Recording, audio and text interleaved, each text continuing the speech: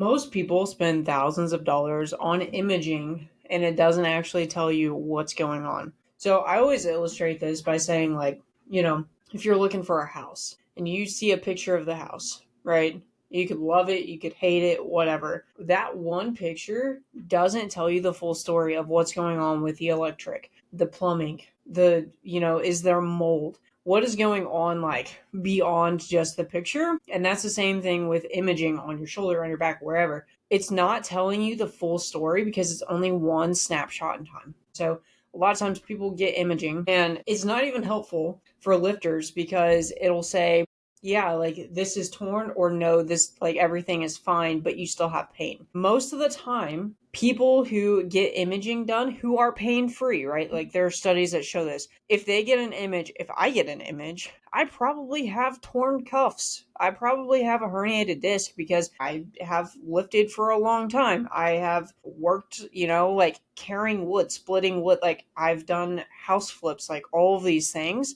I've also lifted for 15, 20 years. I don't even know how long at this point. I played softball. Like, can you imagine how much damage is probably in there? Yeah, I have zero pain. And so if I got an image, it could just freak me out. Or if I did have pain and I went and got this image, it could show XYZ, but that's not actually where my pain is coming from. And so now we're chasing squirrels and the squirrels aren't even going in the correct direction, right? And the other problem that I have with imaging is that even if it tells you what is going on, it tells you like something is torn, right? It doesn't negate the fact that it doesn't fix anything, right? For me, like, good rehab starts with an assessment, and that is going to be looking at your movements, at breakdowns of different movement patterns, squat, bench, dead, shoulder joint, all of these things.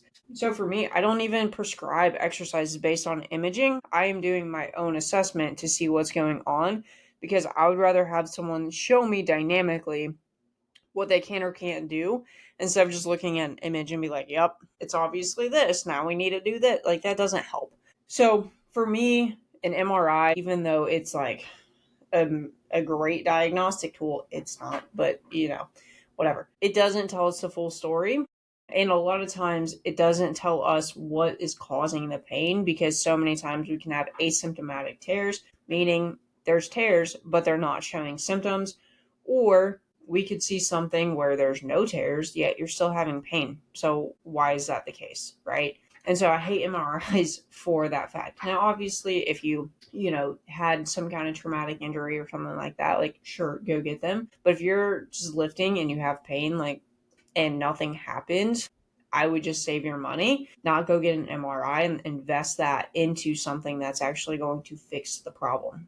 If a lifter wants to go get an image, okay. But for me, again, like, I've already kind of outlined all of my thoughts on it. If I had pain, I likely would not go get an image just because I would rather save my money, invest that into something that will actually fix it. And again, like, I've probably had multiple injuries, multiple areas of pain that aren't actually painful. And so it's not going to tell us the full story anyway. So as always, make sure you're doing your assessments.